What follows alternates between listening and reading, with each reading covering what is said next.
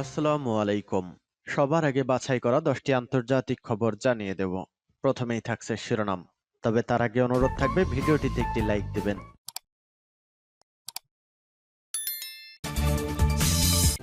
জানিয়ে দেব এই মুহূর্তে পাওয়া সর্বশেষ গুরুত্বপূর্ণ আপডেট। আন্তর্জাতিক সংবাদ।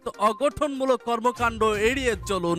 পারস্য উপসাগরে নিরাপত্তা প্রশ্নে আমেরিকাকে ইরানের কড়া হুঁশিয়ারি। এরপর জানিয়ে দেব ক্রিমিয়া সেতুতে ফের বড় বিস্ফোরণ, নিহত 2। এদিকে রাশিয়ার অভিযোগ মার্কিন জোটের জঙ্গি বিমান কয়েকবার সিরিয়ার আকাশসীমা লঙ্ঘন করেছে। এদিকে বলিভিয়াকে অস্ত্র দেবে ইরান। এরপর জানিয়ে দিব অর্থনৈতিক সংকট কাটাতে পশ্চিমে ঝুঁকছেন এরদোয়ান। সর্বশেষ জানিয়ে দেব বাখমুতের কাছে ভূমি পুনরুদ্ধারের দাবি ইউক্রেনের। শুনছিলেন সংবাদ শিরোনাম, এখন বিস্তারিত। তবে তার আগে অনুরোধ থাকবে ভিডিওটিতে একটি লাইক এবং কমেন্টস করে জানিয়ে দিন এই ভিডিও সম্পর্কে আপনার মূল্যবান মতামত। আর হ্যাঁ বন্ধুরা, অবশ্যই এই ভিডিওটি আপনার বন্ধুদের মাঝে অর্থাৎ আপনার ফেসবুকে ভিডিওটি ছড়িয়ে দিন আর জানিয়ে দিন আপনি কোন জেলা থেকে বা কোথা থেকে আমাদের সংবাদ শুনছেন এবং দেখছেন। অগঠনমূলক কর্মকাণ্ড এড়িয়ে চলুন। পারস্য উপসাগরে নিরাপত্তা প্রশ্নে আমেরিকাকে ইরানের কড়া হুঁশিয়ারি। পারস্য উপসাগরে যে কোনো রকমের উস্কানিমূলক পদক্ষেপের ব্যাপারে আমেরিকাকে কড়া হুঁশিয়ারি দিল ইরান। ইরানের পররাষ্ট্র মন্ত্রণালয়ের মুখপাত্র নাসের কানানি আজ সংবাদ সম্মেলনে ওই হুঁশিয়ারি উচ্চারণ করেন। পারস্য উপসাগরে নিরাপত্তা রক্ষার অজুহাতে আমেরিকা যুদ্ধ জাহাজ পাঠাতে চায় এ সংক্রান্ত এক প্রশ্নের জবাবে জনাব কানানি বলেন, আঞ্চলিক নিরাপত্তার ব্যাপারে মার্কিন ভূমিকা কখনোই শান্তিপূর্ণ ছিল না। তিনি বলেন, আমেরিকার নয়া পদক্ষেপ মোটেই গঠনমূলক নয়। তাদের তৎপরতা অব্যাহত থাকলে পারস্য উপসাগরের পরিস্থিতি স্পর্শকাতর হয়ে উঠতে পারে।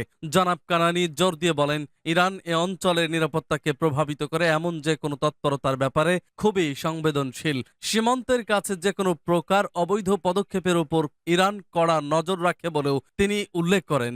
ইরানের সশস্ত্র বাহিনীর অভিজাত্যের কথা উল্লেখ করে কানানি বলেন, সীমান্ত নিরাপত্তা রক্ষায় ইরান যে কোনো প্রয়োজনীয় ব্যবস্থা নেওয়ার অধিকার রাখে। এ অঞ্চলে যে কোনো প্রকার অগঠনমূলক কর্মকাণ্ড এড়িতে চলার জন্য মার্কিন সরকারকে পরামর্শ দেন কানানি। তিনি পারস্য উপসাগরীয় দেশগুলোর প্রতি আহ্বান জানিয়ে বলেন, এ অঞ্চলের নিরাপত্তা আমাদের সবার অভিন্ন সমস্যা। সুতরাং আঞ্চলিক নিরাপত্তা রক্ষার জন্য আমাদের সম্মিলিত সহযোগিতা ও পদক্ষেপ নেওয়া প্রয়োজন। অন্যান্য প্রতিবেশীরাও এ ব্যাপারে প্রতিপক্ষকে প্রয়োজনীয় সতর্কতা দেবে বলে তিনি আশাবাদ ব্যক্ত করেন। সূত্র পার্স টুডে।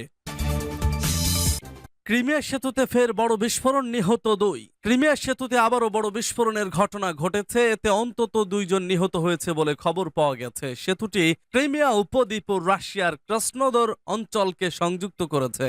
2014 সালে ইউক্রেনের কাছ থেকে ক্রিমিয়া দখল করে রাশিয়া। ক্রিমিয়ার governor Sergei Aksyonov Telegram messaging অ্যাপে লিখেছেন, বিস্ফোরণের পর সেতুতে যান চলাচল বন্ধ হয়ে যায়। এ বিষয়ে বিস্তারিত কোনো তথ্য জানাননি তিনি।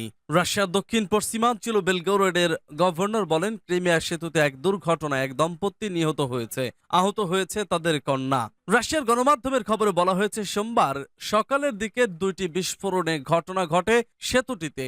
এ ঘটনার জন্য রাশিয়ার কিছু কর্মকর্তা কাউকে অভিযুক্ত করে বক্তব্য দেয়নি, তবে অনেকেই ইউক্রেনের দিকে আঙুল তুলেছে। এর আগে গত বছরও শক্তিশালী বিস্ফোরণে মারাত্মক ক্ষতিগ্রস্ত হয় ক্রিমিয়া সেতু। 2 ভাগে বিভক্ত সেতুর সড়ক অংশের 2টি খণ্ড বিস্ফোরণে ধসে পড়েছিল। আগুন লাগে রেল অংশে থাকা তেলবাহী ট্যাঙ্কারে। রাশিয়া জানিয়েছিল একটি গাড়ি বোমা ব্যবহার করে এই ঘটনা ঘটানো হয়। রাশিয়া ও ক্রিমিয়ার মধ্যে স্থল সংযোগের একমাত্র মাধ্যম এই ক্রিমিয়া সেতু বা কেটস প্রণালী সেতু। ক্রিমিয়া উপদ্বীপকে রুশ আধিপত্যের একটি প্রতীক হিসেবে ধরা হয়। দক্ষিণের রাশিয়ার সামরিক অভিযান টিকিয়ে রাখার চাবিকাঠিও এটি। ক্রিমিয়া সেতু অকেজো হয়ে গেলে দ্বীপটিতে পণ্য বা সামরিক সরঞ্জাম পরিবহন আরো কঠিন হয়ে উঠবে। মার্কিন জোটের জঙ্গি বিমান কয়েকবার সিরিয়ার আকাশসীমা লঙ্ঘন করেছে রাশিয়ার অভিযোগ। রাশিয়া অভিযোগ করেছে, গতকাল রোববার মার্কিন নেতৃত্বাধীন কথিত আন্তর্জাতিক সামরিক জোটের জঙ্গি বিমানগুলো কয়েকবার সিরিয়ার কৌশলগত আল তানফ এলাকার আকাশসীমা লঙ্ঘন করেছে। সিরিয়া থেকে যখন দখলদার মার্কিন সেনাদেরকে বহিষ্কারের জন্য দামেস্ক সরকার দফায় দফায় আহ্বান জানাচ্ছে, তখন এই আকাশসীমা লঙ্ঘনের ঘটনা ঘটল। সিরিয়ায় রাশিয়ান সেন্টার ফর রিকনসিলিয়েশনের উপপ্রধান রিয়ার অ্যাডমিরাল ওলেগ গরিনভ গতকাল এক সংবাদ সম্মেলনে বলেন, আল তানফ এমন একটি একটি কৌশলগত জায়গায় অবস্থিত, যেখানে বিমানের আন্তর্জাতিক বহু সংখ্যক রুট রয়েছে। সেই এলাকায় গতকাল দুটি F-16 জঙ্গি বিমান এবং একটি MC-12W গোয়েন্দা বিমান সিরিয়ার আকাশসীমা লঙ্ঘন করে। গরিনভ বলেন, গতকাল অন্তত 12 বার মার্কিন নেতৃত্বাধীন জোটের বিমানগুলো আল তানুফ এলাকার আন্তর্জাতিক রুটের আকাশসীমা লঙ্ঘন করেছে। তিনি সতর্ক করে বলেন, এ ধরনের ঘটনায় বেসামরিক বিমানের সঙ্গে দুর্ঘটনার আশঙ্কা বেড়ে চলেছে। এর বাইরে গরিনভ আরও বলেন, লাতাকিয়া এবং ইদলিবের যুদ্ধমুক্ত অঞ্চলে সিরিয়ার সরকারি সেনাদের ওপর মার্কিন জোট হামলা চালিয়েছে। এতে সিরিয়ার একজন সেনা আহত হয়েছেন।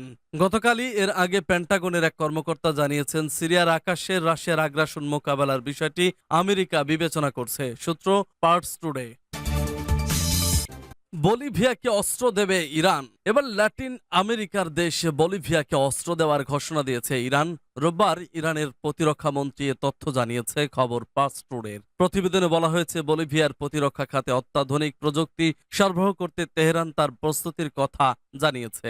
ইরানের প্রতিরক্ষা মন্ত্রী brigadier general Mohammad Reza Ashtiani তেহরানে সফররত বলিভিয়ার প্রতিরক্ষা মন্ত্রী এদমুন্দো এগুইলারের সঙ্গে এক বৈঠকে এই ঘোষণা দেন। ইরানের প্রতিরক্ষা মন্ত্রী বলেন, ইরানের সঙ্গে প্রতিরক্ষা সহযোগিতা শক্তিশালী করলে বলিভিয়ার আত্মরক্ষার ক্ষমতা বৃদ্ধি পাবে। তিনি আরো বলেন, ইরানের পররাষ্ট্র নীতিতে লাতিন আমেরিকার দেশগুলোকে বিশেষ গুরুত্ব দেওয়া হয়েছে। তেহরান ও লাপাজের মধ্যে রাজনৈতিক শিক্ষা, বিজ্ঞান, প্রযুক্তি ও প্রতিরক্ষা খাতে সহযোগিতা বৃদ্ধি করার সব সুযোগ বিদ্যমান রয়েছে। এ সময় জেনারেল আশতিয়ানি বলেন, কৌশলগত কারণে দুটি ভিন্ন ভৌগোলিক অবস্থানের দেশ ইরান ও বলিভিয়ার মধ্যে সহযোগিতা আরও শক্তিশালী করা জরুরি। অর্থনৈতিক সংকট কাটাতে পশ্চিমে ঝুঁকছেন এরদোয়ান। পশ্চিমা বিনিয়োগকারীরা মুখ ফিরিয়ে নেওয়া সহ নানান কারণে অর্থনৈতিক মন্দায় পড়েছে তুরস্ক। সেই মন্দা কাটিয়ে তুলতে এখন আবার পশ্চিমাদের দিকেই ঝুঁকছেন তুরস্কের প্রেসিডেন্ট রিসেপ তাইয়েপ এরদোয়ান। গত সোমবার লিথুয়ানিয়ার ন্যাটো সম্মেলনে যোগ দিয়ে হঠাৎ করে 32তম দেশ হিসেবে সুইডেনকে সদস্য পদ দিতে সম্মতি জানান এরদোয়ান। মূলত পশ্চিমা মিত্রদের খুশি করতেই এমন পদক্ষেপ নেন তিনি। অথচ সম্মেলনে যোগ দেওয়ার আগে তিনি জানান, সুইডেনের সদস্য পদের অনুমোদন দেবেন না তিনি, কারণ দেশটি তুরস্কের শর্ত পূরণ করেনি। এরদোয়ানের এই পদক্ষেপের মাধ্যমে একটি বিষয় পরিষ্কার হয়েছে, অর্থনৈতিক সমস্যা দূর করতে উদ্গ্রীব তিনি। ব্রিটিশ সংবাদ মাধ্যম বিবিসিকে আঙ্কারা ভিত্তিক গবেষণা প্রতিষ্ঠান সাদিক ইনস্টিটিউটের রাজনৈতিক বিশ্লেষক বাতু কোশকুন বলেছেন, এই হচ্ছে ক্লাসিক এরদোয়ান, যেখানে নীতি বা কথার সুর হঠাৎ বদলে যেতে পারে কোনো পূর্বাভাস ছাড়াই। তিনি আরো বলেছেন, এরকম একটা ইউ টার্ন নিলে অন্য যে কোনো রাজনৈতিক নেতাকে ভুগতে হতো, কিন্তু এরদোয়ানের কোনো সমস্যাই হচ্ছে না। এর কারণ হলো, এই সিদ্ধান্ত পরিবর্তনের প্রতিদান হিসেবে তিনি ইতিমধ্যেই সুইডেন, যুক্তরাষ্ট্র, ন্যাটো এবং ইউরোপিয়ান ইউনিয়ন সবার কাছ থেকেই কিছু অঙ্গীকার আদায় করে নিয়েছেন। যোগ করেন বাতু কোস্কুন, সুইডেনকে সদস্য পদের অনুমোদন দিতে রাজি হওয়ায় তুরস্ক এখন